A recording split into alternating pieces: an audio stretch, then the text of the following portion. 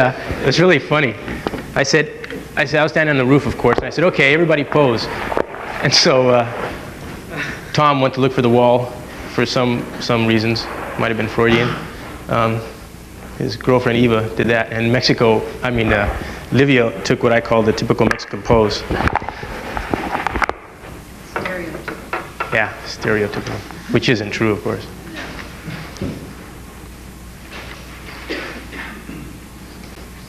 That's our Moroni doorknobs on the right. When we brought these doorknobs, they go, you bought them where? They were imported from Italy. Okay, this is the interior of the split level unit. The only thing that I find unfortunate about it is that lamp, the chroma. Mike, these were all pre-furnished? No, just this unit. These were going to be used as sales models. Let me go back.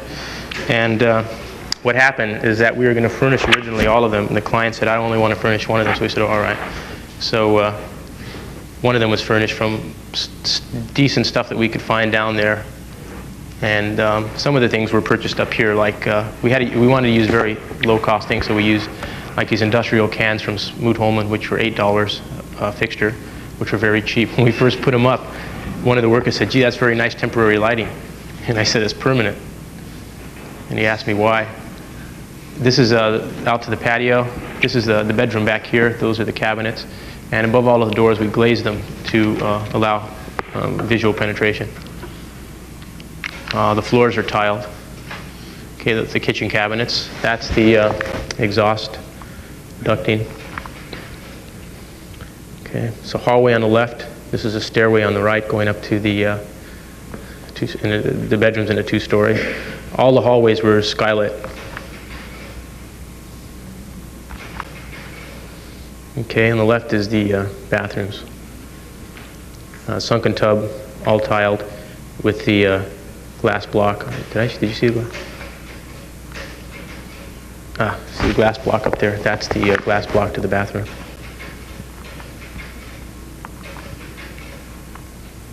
Okay.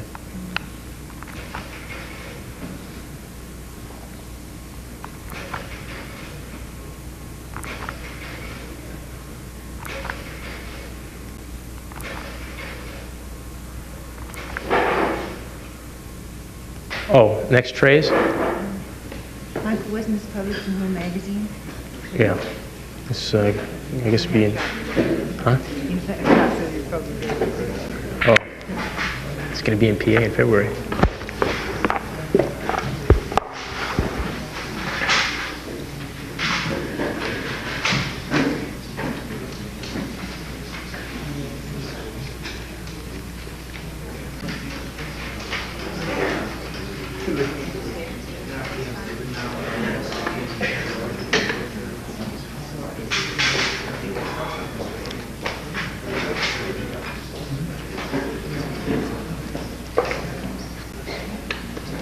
Okay. This is also in Tijuana, Mexico. It was done in 75 and 76. Was brought all the way through construction documents, was going to start construction, and then the devaluation of the peso. Just put the project in a moratorium. Project was done again with Tom Main, myself, and Livio Santini with Linda Lee and Lise Matthews as assistants. Okay, on the right is the hospital. On the left is an existing hospital. The program was to provide ancillary facilities for the existing hospital and 20 office suites that would be the offices for the doctors that practiced in the hospital.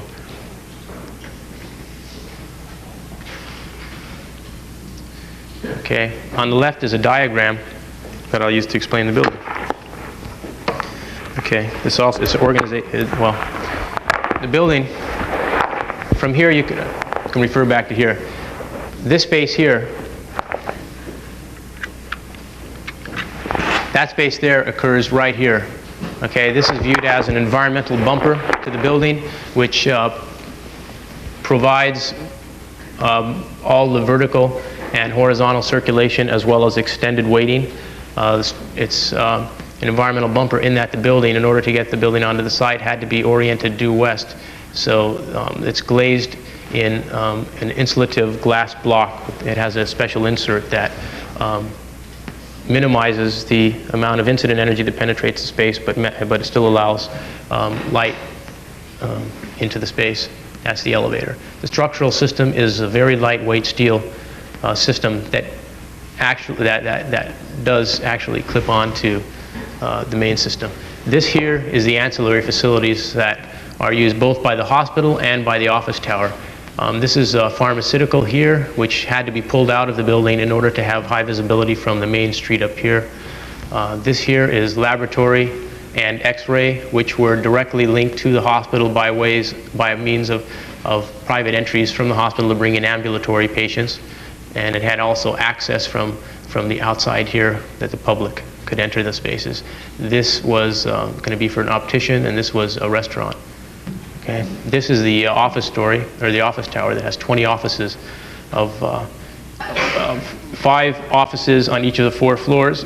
10 of the offices are the same size, and the other 10 are different size due to the requirements of the differing sizes of medical practice. Okay, again, the structural system on this here is all concrete block. It's all bearing. The system on here is concrete and steel frame. And what it does is it penetrates this structure here, so none of this is bearing on any of this here. It turned out that was the most economical way to do it. So we end up having 3 unique structural systems that at the interface have some slight distortion. Okay, this is the pharmacy, this is the laboratory, radiology, and that's the lease space. Here it just shows circulation, this shows the glass block skin, and that shows the curtain wall on the east face. The building turns out being layered for various reasons, but it's distinctly a 2-faced building. This is glass block responding climatically, and on this side here is a regular curtain wall that would have a secondary shading system on the exterior, which wasn't shown on this phase of the project, which is transparent glass. Okay, these are the 10 offices. There's 5 there that are similar in shape, 5 that are a little bit larger, and 5 that are quite a bit larger. Okay, the elevational differential between the medical building and the existing hospital was such that from the point of entry, which we'll say is 0, it was -3 at this portion of the hospital and -6 at that portion of the hospital. So what it forced us to do, and again, this gets back to what I was talking about, exploiting the idiosyncrasies of a particular job, and allowed us to, in plan you'll see, do some things that tended to reflect the kind of circulation and elevational diagrams that were evident. Okay, this is the whole thing steps down to the -6 level right here. This ramp here takes you down to the -3. This ramp takes you down to the -6. What it allowed us to do, which wasn't a requirement but was an added piece, is provide a mezzanine space that could be used as a conference area for the doctors, directly linked to the hospital right there. This is a linkage to the hospital for ambulatory. This is radiology, which becomes a story and a half because of the requirements for X-ray equipment, and then that's the pharmacy. And this is the mechanical occurs all in, of course, the plenum space just above the ceiling. Okay, this is the glass block face here. The reason it's divided up like that because of the structural limitations of using glass block on this large of an area. You end up having to have a maximum of a 10 by 10 square. We ended up with a 6 by 7 square. These are 12 by 12 units. Okay. This is the elevator pharmacy. This is the public entrance. Also, what we tried to do was to sort of capitalize on some of the things culturally that were the most evident, which was providing sort of a public kind of plaza where the restaurant could use it and people coming to the building could also use it by sitting out here. Wow, I thought I took that one out. Well, that's good. I'm going to talk about this. What this is here there's a requirement, this law, that has all electrical meters having to be exposed to the street. and they can't be in an enclosed space. So they were saying, gee, let's just sort of throw them along this wall here out on the sidewalk. And I said, nah, we don't want to do that. So they said, yes, we said. They said, no, we said yes. So anyways, we ended up, we ended up doing what we called sort of a little computer panel of all of these things stacked horizontally and vertically, and then putting a screen in front of it, painted it a nice color, and then having to provide a ladder for the guy to get up and read those. No, it actually isn't that high. Okay. This is the east face of the building. These up here, there's another interesting requirement that it has something to do with what belongs to who. And they normally what you would have is maybe in some cases one major condenser or several, depending upon the economy of it, for the entire building. What they wanted was everybody, they would provide the raw space, and everybody would have to outfit it or flesh it out with their own money. And also the fact, the 20 meters thing, instead of having 1 meter and then sending it into the building and then prorating that and dividing that amongst the lessees, they said, we don't want to do that, it causes too many problems. People say he used more or he used less, that kind of thing. So they want 20 meters. The same thing happens with air handling units. So we end up having to have 20 condensers and 20 air handling units in the building, which is quite a bit more expensive, but it's one of the things that we had to do. Instead of saying that the building costs X number of dollars more because of those requirements, they say that the building still has to cost X number of dollars, so you have to find trade-off in order to minimize the cost, in order to allow yourself to do things the way you want to do them. This is the radiology here. The one thing that we were concerned about from our experience of the housing is providing a building that had minimum maintenance and could be used. It was sort of a hands-on building, that any surfaces that could be used would be used. And so what we do is we provide as many places as possible for along ramps and such, for sitting or mingling or waiting. Same thing on the stairways. The stairways were pulled out to the edges, and they were fire stairs, but they were made very visible, and it became elements that people would readily use rather than the elevator because of the power shortages. The elevator might not be working anyways. This the rear entrance. Okay. That again is a close-up of that space there. This is the ground floor plan. This is the main entry into the building. From this point here, you can make all the decisions that needed to be made in order to decide where you want it to go, either into this space, the elevator up, or the stairs on either end, the restaurant, or the courtyard, or back out through the back of the building, which was to the parking. This is the entrance from the hospital for ambulatory into radiology and lab, and this is the more sort of a semi-public from the hospital into the office building. This here, we needed a stairway down and we needed a ramp for ambulatory. So this ramp takes us down to 3 feet, down to there, in through that door, and down another 3 feet. Along the ramp, due to the distortions that occurred here, because of this stair or that there, this starts to occur. This all starts opening up because of the numbers of people coming into it. That all starts opening up, and because of directionality, that leaves this leftover space here, which we used as concrete steps that people could also sit on in order to minimize the overloading of that space as a waiting room. Okay. This is the elevator, of course. It's a close-up of this drawing. Along the elevator on this edge here was our vertical raceway for all of our piping. This is actually just an axonometric of the previous plan. This was the stairway here up to the mezzanine that was accessible, of course, from the public entry and from privately from the hospital there. But it was sort of played down so as not to encourage movement to it. But they still wanted access. The doctors wanted access.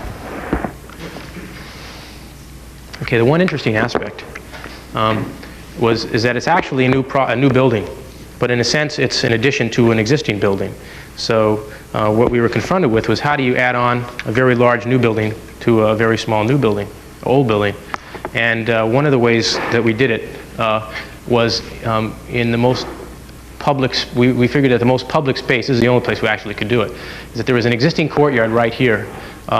What we did was in this space right there, we located it right on axis of this courtyard here. So what it allows is visual penetration from the new building to the old building, so the connection becomes a void rather than a solid. And what that allows is that people from here can definitely see that there's something happening down here, but it's not something that they would be encouraged to go to unless they really had to. The sort of the adjunct benefit of all of this was that we found out, she smiled when we showed this to her, because we sort of saw this as, since that was in her existing office, from this point here, because all of this was the point of entry and was the one point where you made all decisions, it actually symbolically put her in total control of the building. So that was her symbolic throne. And she got excited about that because it was, I mean, it really made her feel that the building was actually hers and controlled by her. That isn't why we did this, but after we did it, we sort of saw it and said, hey, let's do it. We thought she might have been outraged, but she actually wasn't. Okay, this is the environmental bumper with the spine that attaches to the building. Okay, this here is just the circulation out to the parking lot, and this is as if the whole the bumper was sort of pulled out of the building. Okay.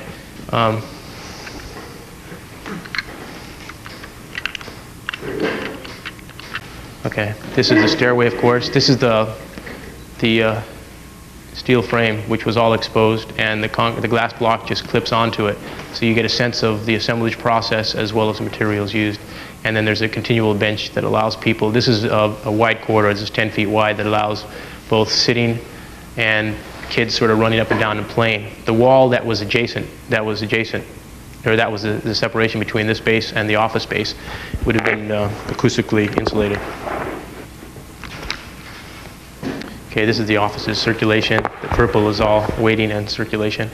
On the outer edge are operatories or examination rooms, and on the right is all of the other facilities. And this is just all the lease space. This indicates where the divisions might occur. Actually, a doctor might take that much space, but we wanted to show that it was visible 4 times, or 5 times rather. These are the stairways.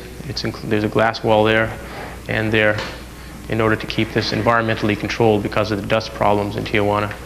The stairways are exposed because they didn't need to be enclosed. Okay, it's just the upper floors. Okay. That again is a section of the building. This is just a close-up showing how the hallways are used. That's the glass block there. That's the elevator beyond. The raceway vertical pipes come up this way, come through this horizontal chase through there, and then feed right above the corridor here and into the ceiling. And this was a panel that could be removed in order to have access to that.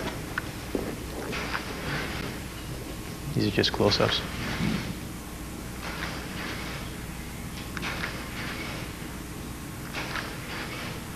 Okay, final project is the Sacramento office competition.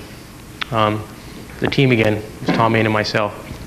Fortunately, I saw Gary Farber this morning because I was afraid he might come and ask why his name was in a small f. I told him it was a typing error, and he wasn't offended because he said that's the way his mother types his name all the time. So in alphabetical order, it was Gary Farber, Mike Guthrie, Linda Lee, Frank Lupo, who actually isn't a SCI-Arc. He's SCI-Arc in spirit, but not actually. Joe Ma, who is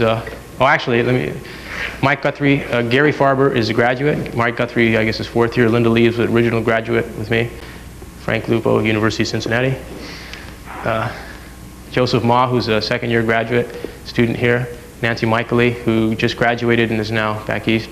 Ruben Ojeda, who just graduated last year. Richard Orn graduated last year. John Sousa, original student. Dana Tellis, who is here.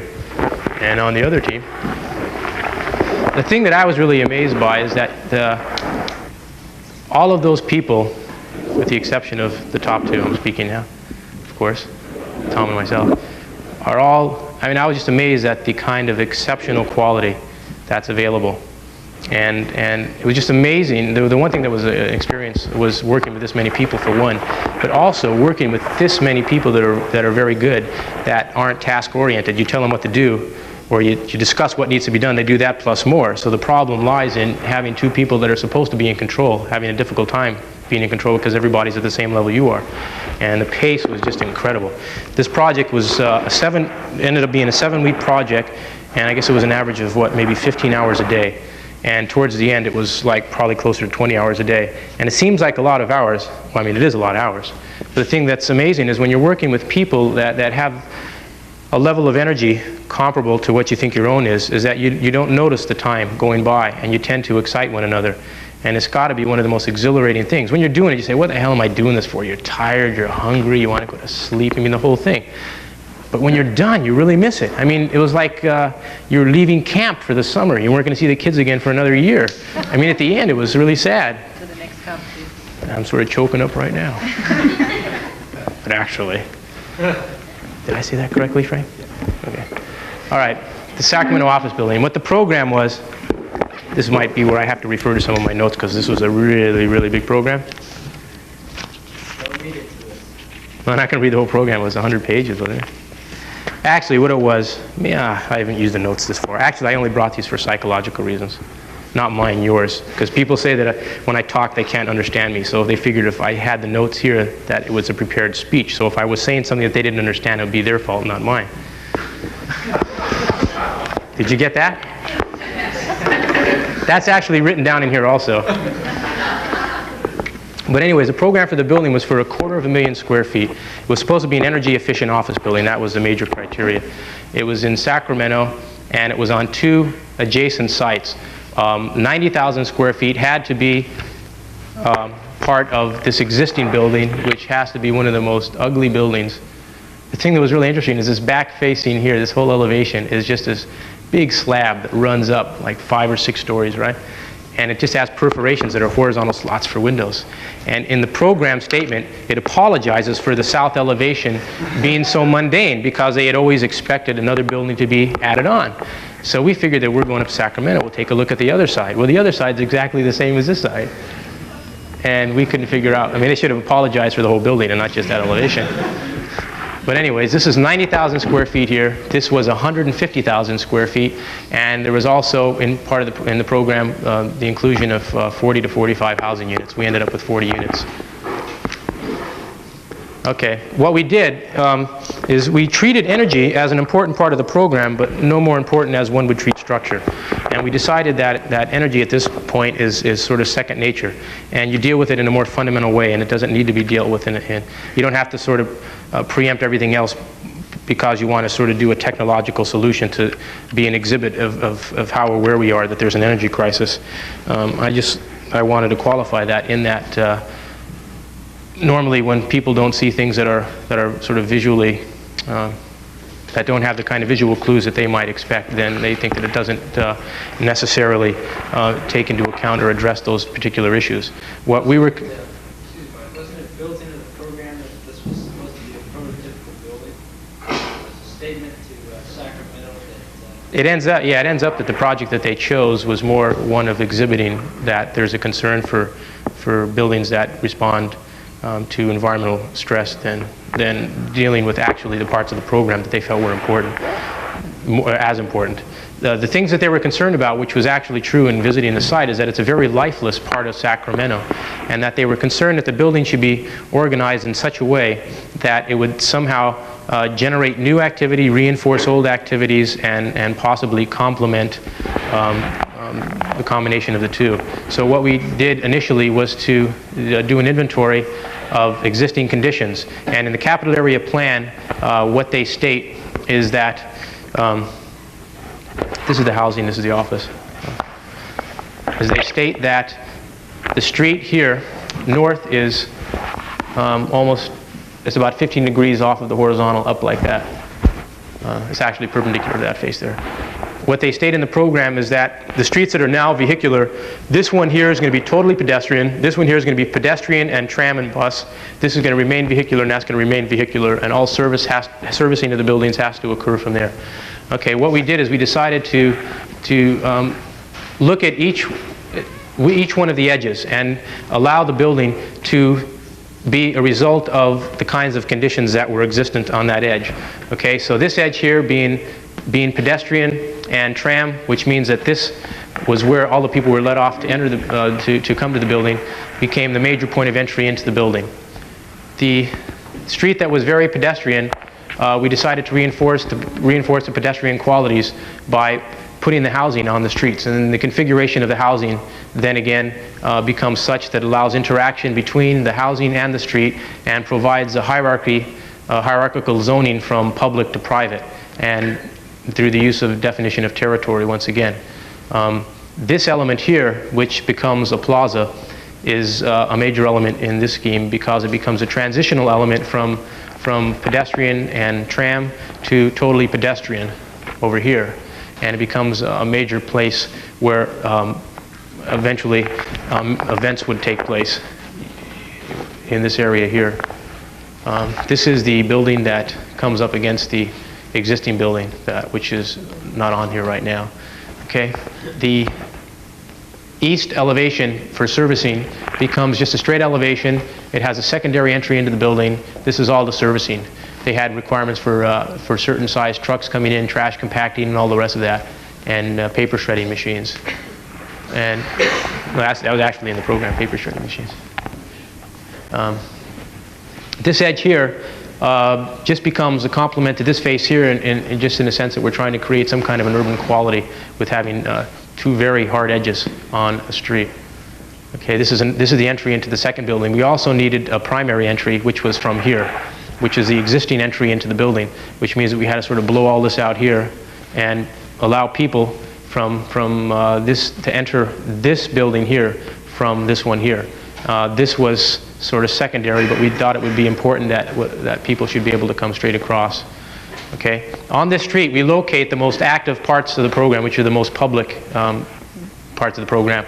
We have the main entry, of course, and then we have an auditorium, which was supposed to be a multi-purpose room. Here, it was going to be used by the office building as well as the public. So we had to provide both an entry from the building area and from the street area, and we decided to do that in a zoned way by having one up here and one down here. This here becomes the cafeteria, which was the things that were interesting in the program was that they were concerned that a building should deal with human scale for one, which set a maximum height limitation of 50 feet, and that it should be somewhat informal in that it allowed people to not feel inhibited upon entering the building and using that building.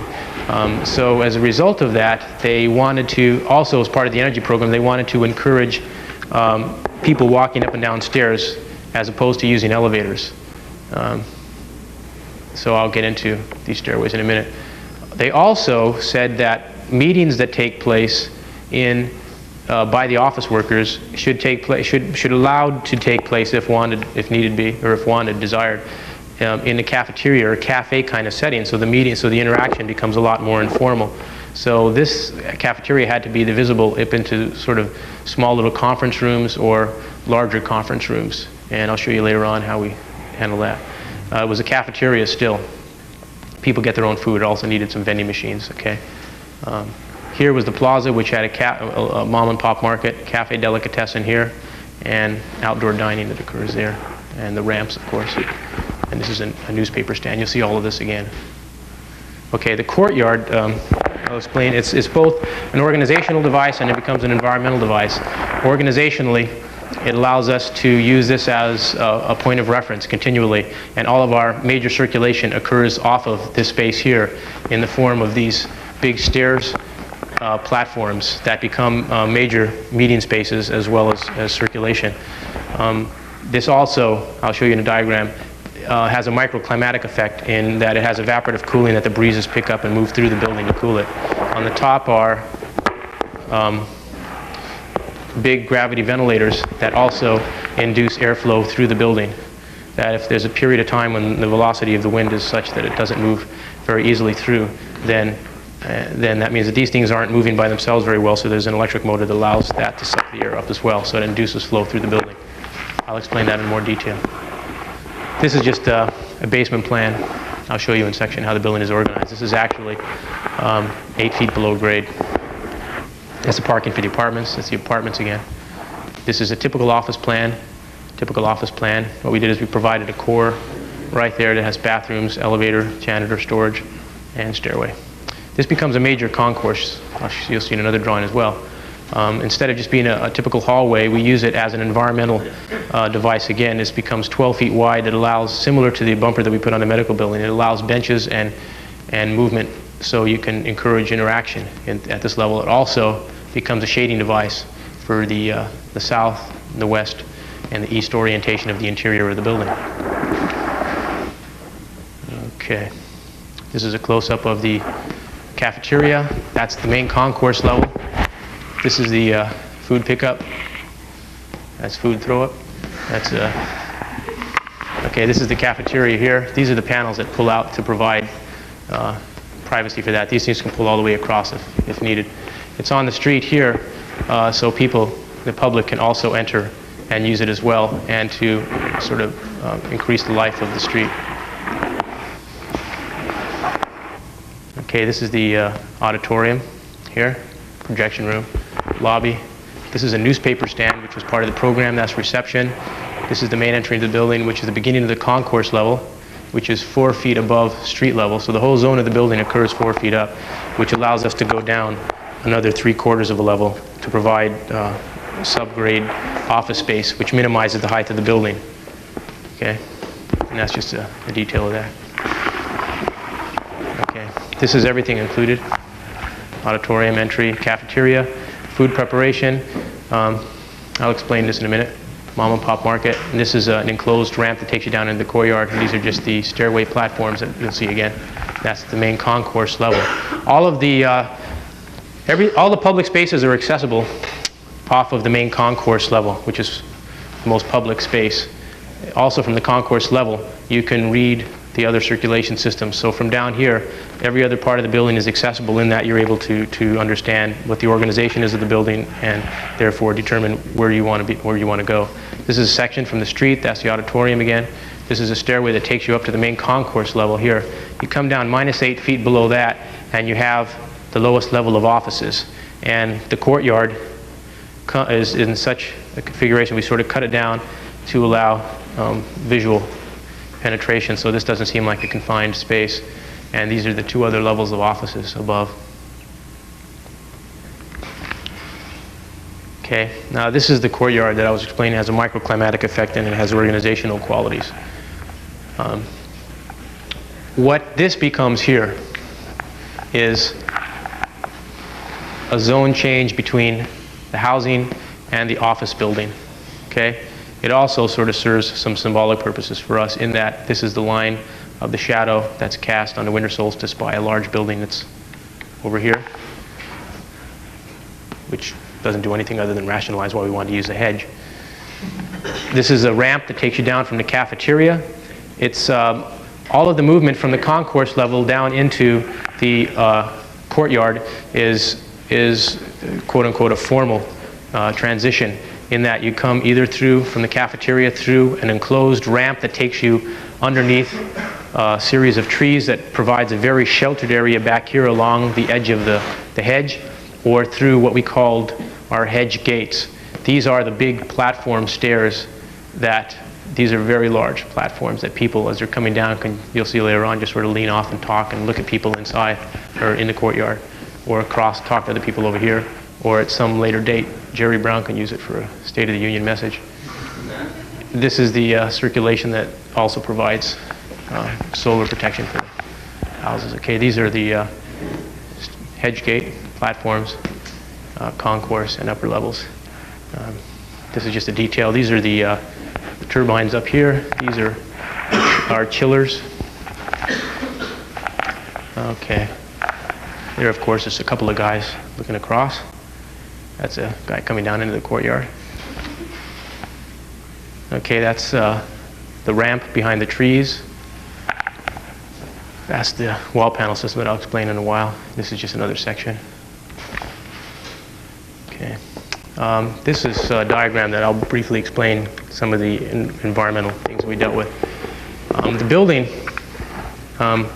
basically was dealt with to be able to have 6 different modes, in that it could deal with minimum stress or maximum stress. In a minimum stress condition, the windows might be open in order to provide cooling. What I'll do is I'll explain how we deal with it, how the building deals with it. Okay, the configuration of the building is a basic issue. Okay, the primary thing that we felt was important was both to allow ventilation of the building and to have a configuration that you maximize daylighting, which minimizes lighting conditions, which minimizes, again, heat loads, which minimizes air conditioning loads, which was very fundamental. And I think that what we were using was task ambient lighting, which means that you'd have sort of a general lighting condition and a very specific lighting condition, which is something that's being used very much now in office buildings. Okay, so that's the configuration. This here is just a gesture to say that the due south is perpendicular to that there. Okay. In normal conditions, what happens is 6 months of the year, according to our calculations in Sacramento, it allows you to use natural ventilation for cooling. And in conditions, the only conditions that we'd have mechanical input would be in the mornings when it was very cool. We would use perimeter fan coils that would be supplied with steam from the central plant, which wasn't very far from here. In overheated periods, we'd use chilled water that came from the central plant. And at nighttime, when it was in like the mid-70 range or low 80s, nighttime we'd have condensers on the roof that provided us with evaporative cooling in the evenings, and that there was a storage tank that was part of the system that would be in the basement, that at the nighttime when the building wasn't being used, the air would cool the water through evaporative cooling, and it would be brought down to the storage tank, and then that cold water would be used through fan coils and air handling units again during the day to keep the building cool. Okay. Now the way the building works, the way the envelope works is in the west conditions, which occurs right there and right there, we provided trees that were the full height of the building in order to protect it from the sun. And the reason we did that was to allow filtered sunlight still to come through and not having to close down the transparency of that wall and minimizing daylighting. The second condition of sun control was retractable blinds, which is a Swiss system, which is part of the window, the transparent glass panel, and it can be opened or closed like a regular Venetian blind, pulled up and down rather, opened and closed into any angle in order to block out sun. Okay. When the building in the winter condition needed to be heated, in the west condition, in the south condition in the winter, it allowed the inclusion of sunlight through the glass. The panels would be closed here. These would be closed here, as well as the ventilation panels here would be closed. So you'd have incident energy being included and heat being retained.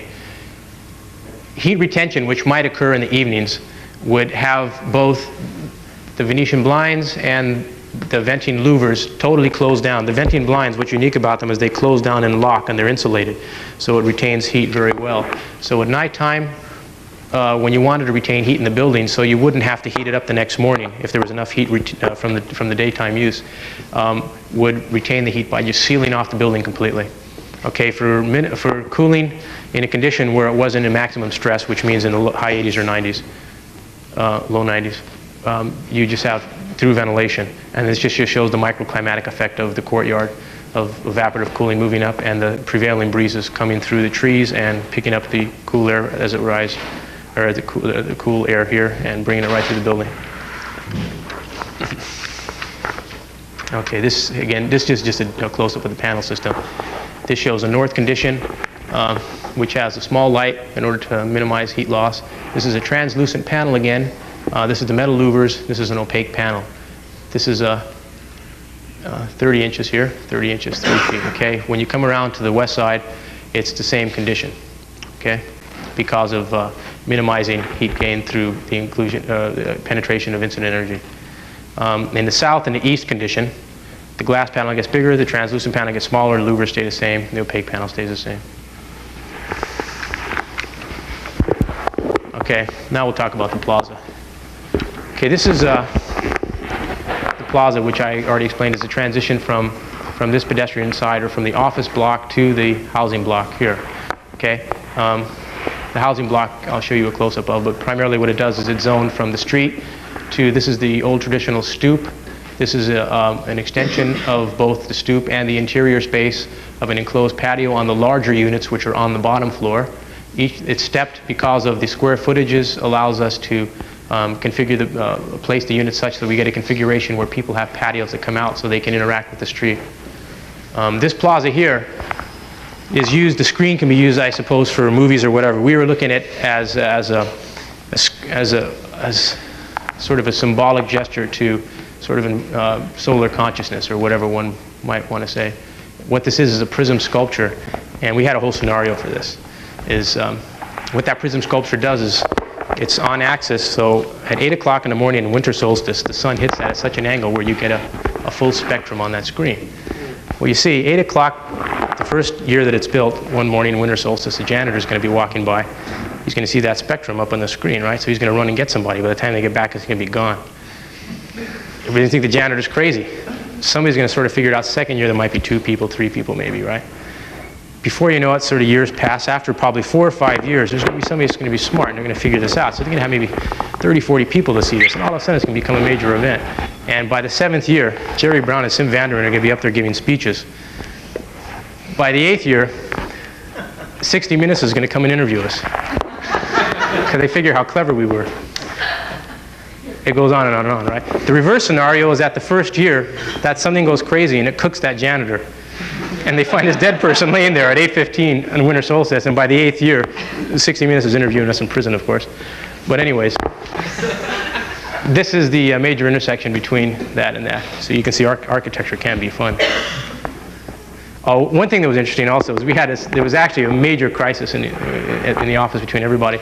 We were trying to figure out, if you have trees, how do you see things happening behind the trees? Because we don't want to not show the trees, because then they'd say, hey, they're not putting trees in the building, right? And there's already trees there, so they figured we cut them down. So we trying to figure it out. This is actually the tamest solution. What we looked at, one of them was trying to do something that was maybe a little bit surreal. That we'd have people in here with ropes tied to each one of these trees with the foliage and everything pulled back so you could see the houses, which was actually okay. One step further, which I really got excited about, was we were going to have a workman with a McCulloch chainsaw, and he was going to be cutting these things off, and they were going to be laying in the street until you'd have 2 standing down here. And I was kind of amused that somebody in there would do something for somebody out here. But we decided that they might think that was a commentary on something or other, because they're Sacramento, they're all very serious. As you can see, this drawing is very serious. This is, I'll show you a close-up, this is our Sacramento lady. Throughout the whole competition, we had a citywide contest of Name That Lady, and nobody won. Okay, that's this again is a sculpture. This here, for all you people that are missing television tonight, are, I guess, Charlie's Angels, or as Ched Reader called them, the Virgins from Visalia, which I was told are the last remaining 3. I don't know if that's true. It's just somebody told me. That's the screen again. This is our Sacramento lady. I mean, everybody's seen her in the supermarket, right? This is our Renoir Festival.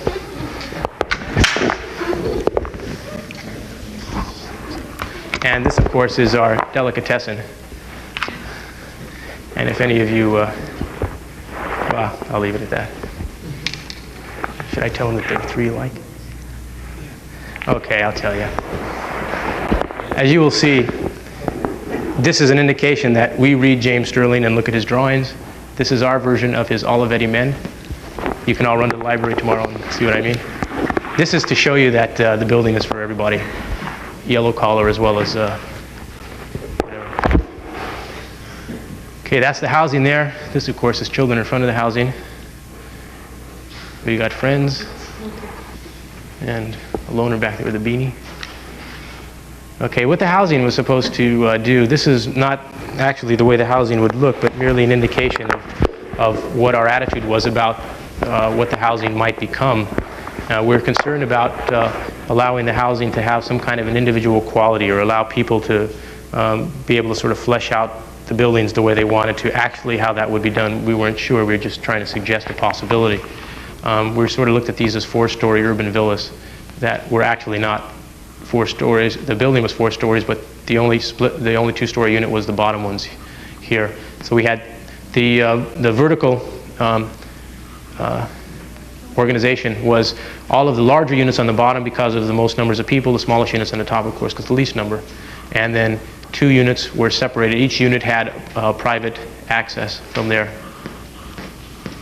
So then this whole thing would have a direct relationship to the street, would be zoned so everybody had their own territory, and possibly later on they could provide elements that sort of fleshed it out to do whatever they wanted to do. This is the ADD building. This was that existing building back there. Actually, the model makes it look better than it is. This is a section from the street, up the stoop, into the patio, into the units. This is a section through the 3-bedroom, 2-story unit, which has a loft overlooking the living room here.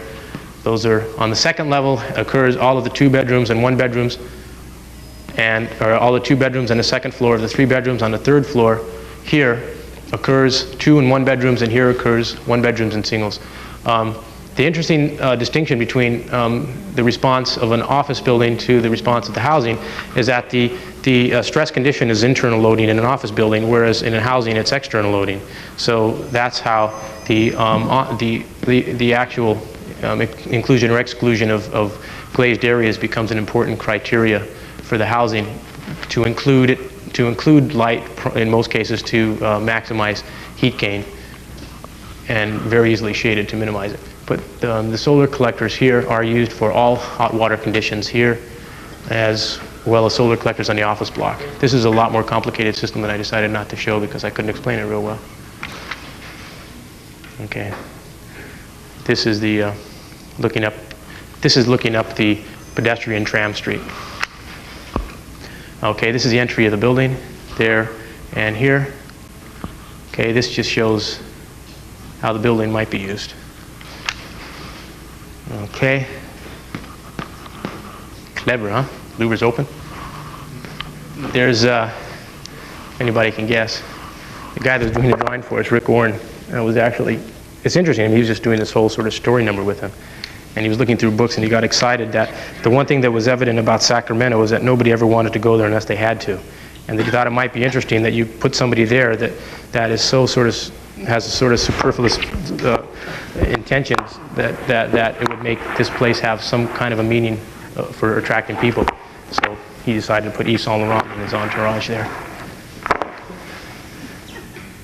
This, again, is our Sacramento lady. She's checking out the building. This just shows to show you that it does interest people. I mean, she decided, hey, that's really inviting. So, I mean, she's there again. This is our sort of young white-collar worker, Jerry Brown Force. This is our mixture of blue and white collar at the newsstand. One is reading the Wall Street Journal, the other one, I don't know. Okay, there's our office worker, moved to another part of the building to check out one of the slinky ladies that were part of the entourage, of course. This is our man cleaning, and there she is again, folks. She's down in the courtyard now.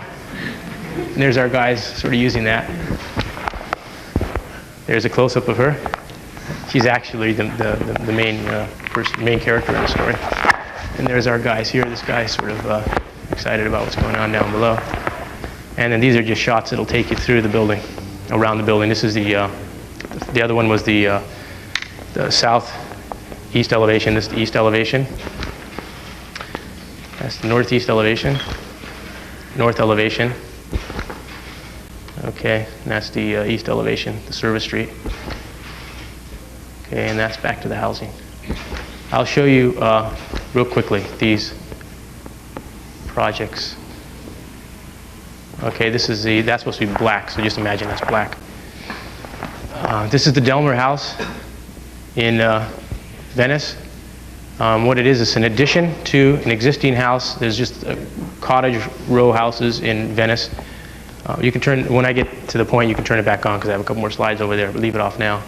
Okay, what it is just an addition providing a bedroom, bathroom, roof deck, and a volumetric office. Okay, and then this is the stairway that takes you up to the roof here. This project was done by Tom. This was, the thing that's interesting about the kind of office that we have is that we can work with people other than just the two of us if things occur that way, or if a project is too small for two people to work on, just one guy works on it and there's absolutely no problem. And so as a result of that, we're not formally tied to work with one another exclusively. So if something comes in like this, and it's a very interesting project and there's very little money in it, there's never the problem of having to share a very little amount of money. So just a little side story there. Okay. Oh, shoot. Got these things mixed up again.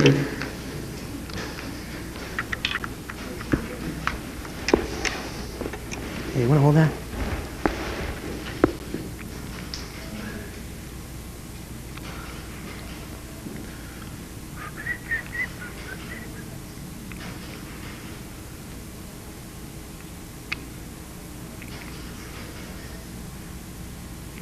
Okay, this, you can turn on the left projector now.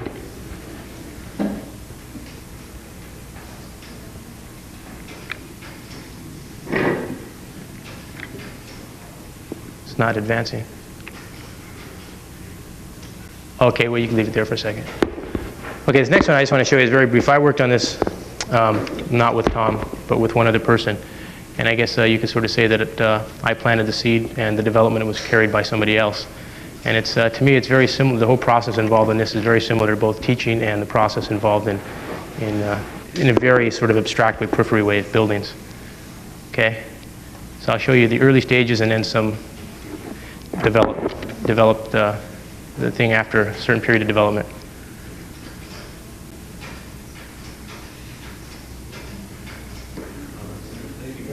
That's your carousel.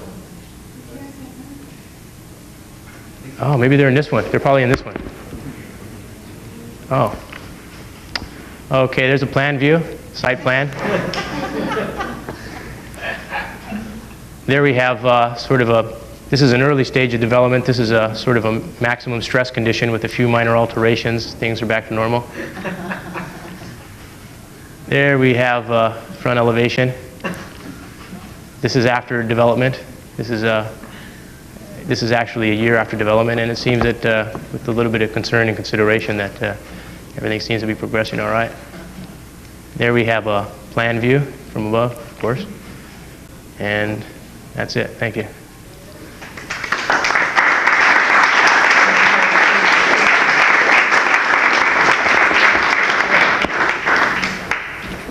Are there any questions? I probably left a lot out, but so if you all leave your your addresses, I'll send whatever I think I left in.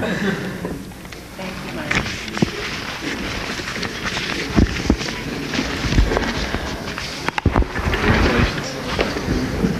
Mike. Last project was actually my best one.